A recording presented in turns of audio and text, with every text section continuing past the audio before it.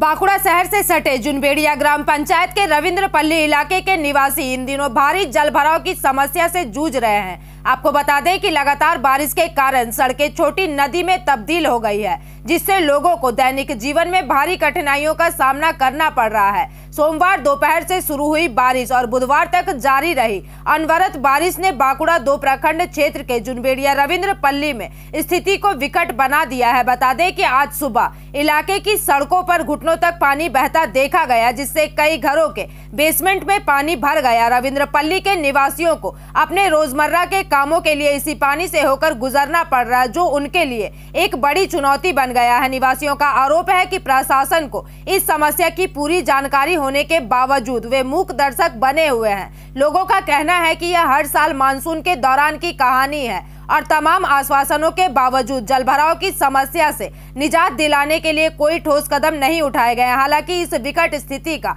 सबसे अधिक खामियाजा छात्रों और बीमार व्यक्तियों को भुगतना पड़ रहा है। बरसात के मौसम में छात्र स्कूल, कॉलेज और निजी ट्यूशन जाने में लगभग असमर्थ हो जाते हैं। वहीं अचानक बीमार पड़ने पर डॉक्टर या अस्पताल तक पहुंचना भी मुश्किल हो जाता है। रविंद्रपल्ली के निवासियों का कहना है कि यह समस्या तभी हल होगी जब प्रशासन सुनियोजित तरीके से जल निकासी व्यवस्था बनाने की पहल करेगा। उन्हें उम्मीद है कि इस गंभीर मुद्दे पर जल्द से जल्द ध्यान दिया जाएगा और उन्हें इस वार्षिक संकट से मुक्ति मिलेगी।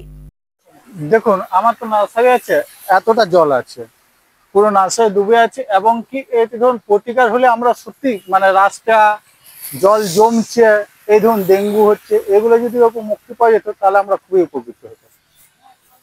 বারে বারে জানিয়েছেন তো? হ্যাঁ, জানানো আছে সব অফিসে। দেখছি সরকারের পর্যায়ে আছে, ব্যবস্থা নেওয়া হবে, কিন্তু নেওয়া হবে কখন নেওয়া হবে সেটাই তো হচ্ছে। গতবার তো একই রকম অবস্থা। হ্যাঁ, গতবারে তো জলটা কেটে দিয়েছিল কোন এলাকায় ঢুকছে? পুরো 1 থেকে 1.5 কিলোমিটার এলাকা জুড়ে। হ্যাঁ, পুরো এক, এবং কি পেছন দিকে যাদের ঘর আছে তাদেরও যাতায়াতের অসুবিধা, উপর হয়ে জল যাচ্ছে। সমস্যাটা কোনখানটায়? ওইখানে যে জল যাওয়ার রাস্তা সেখানে বন্ধ হয়ে আছে। হ্যাঁ, বন্ধ হয়ে আছে। ওখানটা খারাপ বন্ধ করতে। সেটা দাদা বলতে পারবো না, কেন যদি জানতাম তাহলে তো বলতাম যে প্রশাসনের লোকজন যারা আছে তারা বলছে হ্যাঁ দেখছি ব্যবস্থা নেওয়া হবে, তার বেশি কিছু না।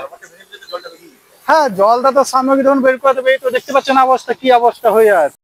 অবস্থা বলতে আগে ওটা দিয়ে জল যেত, যে সেটা যাদের জায়গা তারা বলছে বন্ধ করে দিয়েছে।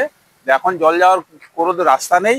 এই পিচের উপর অবস্থা, পিচের উপর জল, ওইদিকে রাস্তাতে জল, মানে চারদিকে জল এত যাচ্ছে যেটা মানে কল্পনা করতে পারবেন না। আপনারা নিজেরাও দেখতে পাচ্ছেন সবাই।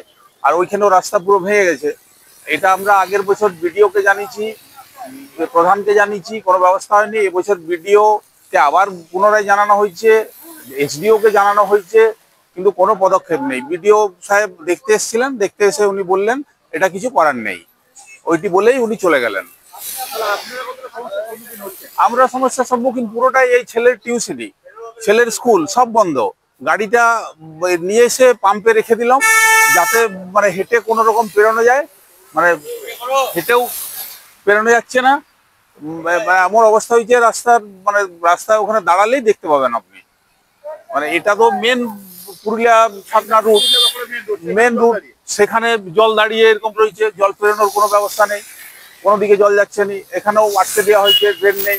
ওখানটাও ওই কালভারটা বন্ধ করার পর একই অবস্থা হয়ে। बांकुड़ा से अनूप रॉय की रिपोर्ट, PVTV न्यूज।